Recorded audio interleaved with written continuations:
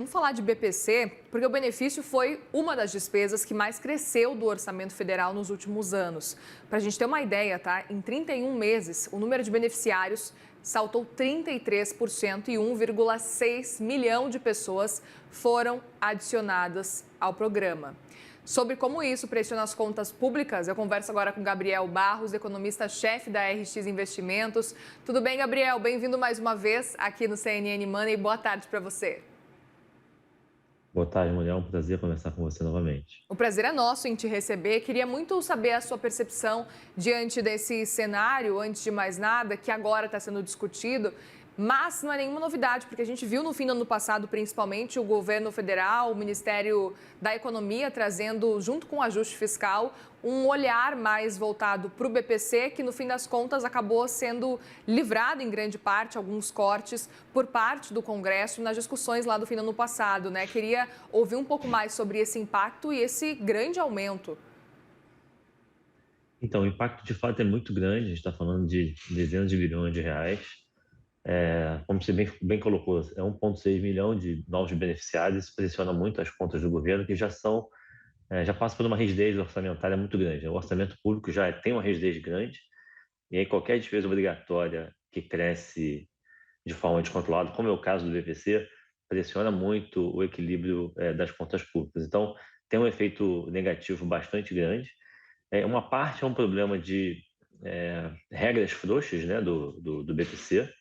Vamos lembrar que o BPC, a idade para receber o BPC é a mesma idade da aposentadoria por idade, sendo que você não precisa, né, ter contribuído para receber o BPC. Então, isso é um problema, né? Você tem a mesma idade, 65 anos, em que o beneficiário não precisa ter contribuído nada para receber o BPC, mas para receber a aposentadoria por idade, sim. Então, tem um problema de desenho, né, mesmo da regra, e vários outros problemas, como você bem colocou, que o governo tentou corrigir. Se teve alguma coisa do pacote fiscal enviado no final do ano passado positivo, foi justamente essas propostas de mudança do BPC que, infelizmente, não foram adiante, né? A Câmara, o deputado na época relator era o Isnaldo Bulhões, ele não seguiu adiante, ele retirou várias das propostas que o Executivo fez. Uma delas era para apertar um pouco o critério de renda e limitar a quantidade de beneficiários de uma mesma família, né, que recebe benefícios, tudo foi retirado. Então, a gente tem um problema grande no desenho da política do BPC, além de fraudes que explicam essa quantidade extraordinária de crescimento do número de beneficiários.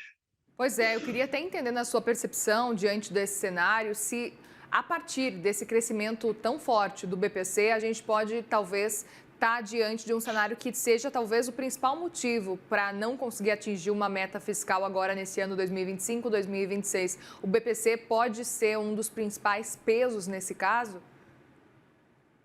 Pode sim, são várias coisas conjuntamente, né? Tá. Mas sem dúvida o BPC contribui também para essa dificuldade de cumprir não só a meta de primário, mas também o limite de gasto, né, do arcabouço. Eu digo que o BPC é um dos elementos porque a gente também tem a Previdência, que é uma despesa também vinculada ao salário mínimo e também está crescendo bastante, né?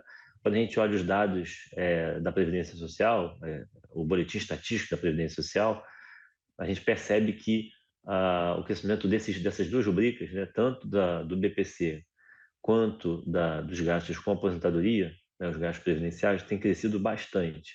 Uma parte dos benefícios é o que a gente chama de benefícios acidentados. O seguro-defeso, que é um outro benefício que a gente costuma falar relativamente pouco, que é o seguro pescador, né? Seguro-defeso, o nome técnico, mas é um auxílio para o pescador durante o período de defeso que ele não pode pescar. Também está crescendo muito. Esse benefício é um problema já antigo, né? A gente tem mais pescador recebendo esse benefício do que o IBGE consegue identificar no censo. Então, o que eu estou querendo dizer com isso? Tem muitas fraudes. No fundo, é isso que eu estou querendo dizer. A fraude é grande porque o governo não tem um Big Data cruzando por CPF os benefícios que estão sendo concedidos. Então, é muito fácil você fraudar.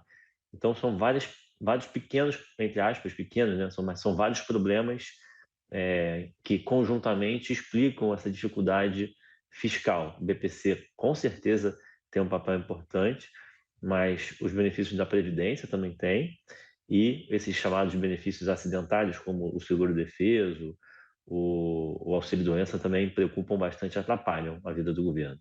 Pois é, eu até aproveito para te perguntar, porque existe uma percepção, e às vezes é importante deixar claro, de que o mercado, quem trabalha com economia, não quer que o governo invista em benefícios sociais. Eu queria que você até explicasse um pouco sobre esse cenário, para não parecer que a gente está aqui falando sobre um cenário e estamos nos colocando contra um benefício que a gente sabe que é essencial, levando em consideração que cada vez mais tem mais idosos no nosso país, levando em consideração que existem muitas pessoas cada vez mais ainda assim, né, com, por exemplo, o espectro de autismo, né, que a gente está vendo um aumento muito grande.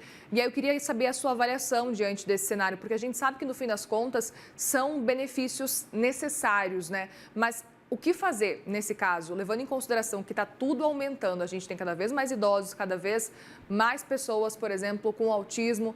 Qual o caminho nesse caso? E eu estou só dando um exemplo aqui diante desse cenário, né? Mas qual é o caminho, levando em consideração que a gente precisa, muitas vezes, desses benefícios para a população? Excelente ponto, Muriel. Assim, o mercado financeiro, né, os agentes de mercado, eles não são contra a população socialmente mais vulnerável, né? O grande problema, na verdade, é que tem muita fraude na concessão desses benefícios, como a gente falou no começo. O governo não tem um grande banco de dados que permita cruzar por CPF os benefícios que estão sendo concedidos para cada pessoa. Então, as bases de dados são descentralizadas. Cada órgão do governo tem uma base de dados, é muito ineficiente, facilita, né, muita fraude. O Tribunal de Contas da União, por exemplo, nas auditorias que fez, identificou muita fraude. Então, a preocupação dos agentes de mercado, no fundo, é só conciliar a responsabilidade social com a responsabilidade fiscal. Essas duas coisas não são antagônicas, como muitas vezes, eh, por razões políticas, né, algumas pessoas do parlamento tentam colocar. Não é antagônico, é possível conciliar a responsabilidade social com a responsabilidade fiscal, mas para isso o governo precisa ter inteligência, né? O governo precisa ter essa base de dados, fazer esses cruzamentos, coibir essas fraudes, para que a pessoa que efetivamente precisa receba de fato o benefício. A situação que a gente tem hoje é de um gasto completamente descontrolado por fraude, por falta de inteligência. O governo ele é muito analógico, a gente precisa de um governo mais digitalizado, mais informatizado para conseguir coibir essas fraudes e pagar o benefício para quem tem de fato direito. Se a gente cortar os benefícios para as pessoas que não têm direito, ficam limitando, né, a concessão para as pessoas que efetivamente precisam receber o benefício, de fato são socialmente vulneráveis, já seria um avanço bastante grande. E a gente está falando de muito recurso, tá? A gente está falando aí com facilidade fácil de 10 bilhões de reais por ano para mais. Né? Se a gente for pegar o BPC mais benefícios da Previdência, seguro-defeso, auxílio-doença, a gente está falando facilmente de 25 a 30 bilhões de reais por ano, isso em números já auditados pelo Tribunal de Contas. E eu aproveito para te perguntar também, Gabriel, se olhando para esse cenário fiscal, talvez o crescimento do BPC seja o mais preocupante diante aí dos outras despesas sociais. Tem o Bolsa Família, mas a gente sabe que o Bolsa Família paga um valor menor do que o próprio BPC que acaba sendo um valor que vai por pessoa. A gente pode falar que hoje esse é talvez o benefício que mais preocupa quando a gente olha para o orçamento, o cenário fiscal atual, ou existem outros benefícios que talvez ainda possam complicar bastante a vida do governo e aí, consequentemente, do país? Então, quando a gente olha em termos de quantidade de beneficiários, né, o crescimento, ele é o que mais preocupa, sim. Você tem razão. Porque a quantidade de beneficiários está crescendo muito, né? Com a concessão que o governo tem feito, as novas concessões têm crescido muito, têm superado muito as novas concessões da Previdência e mesmo desses outros benefícios que eu falei, como o seguro-defeso e o auxílio-doença. Então, em termos de quantidade, sim, ele é o que mais preocupa, mas ele não é o único, né? A gente tem também, por exemplo, lá na Previdência, nos benefícios previdenciários, uma parte da surpresa positiva que a gente viu nos últimos meses, nos últimos 3, 4 meses, foi basicamente porque o governo acumulou muita fila, né? O governo simplesmente não pagou muitos benefícios que vinham sendo solicitados, o governo não deu seguimento, então se criou uma fila crescente e a despesa foi um pouquinho mais baixa.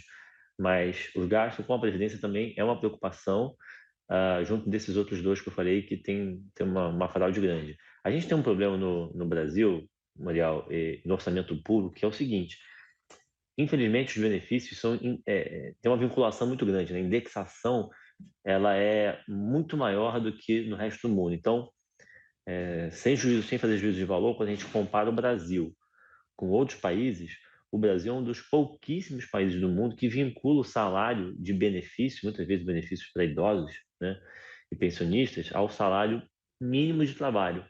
Essa vinculação de mínimo de trabalho, pessoa que está ativa, por aposentado, né, que já está fora da força de trabalho, praticamente nenhum país do mundo faz. Isso cria um problema no orçamento público que limita essas correções, esses reajustes. Então, quando a gente fala que precisa desvincular, desconstitucionalizar e desindexar o orçamento, é por conta disso. A gente tem um problema fiscal que decorre dessa vinculação excessiva que a gente tem. Então, esses dois efeitos combinados, né, essa vinculação grande no orçamento público e por conta, principalmente dessas despesas, junto de fraudes que são pulverizadas, como a gente falou aqui, tem vários benefícios, né, com evidência de fraude, cria essa bomba relógio, né, essa despesa que cresce de forma descontrolada.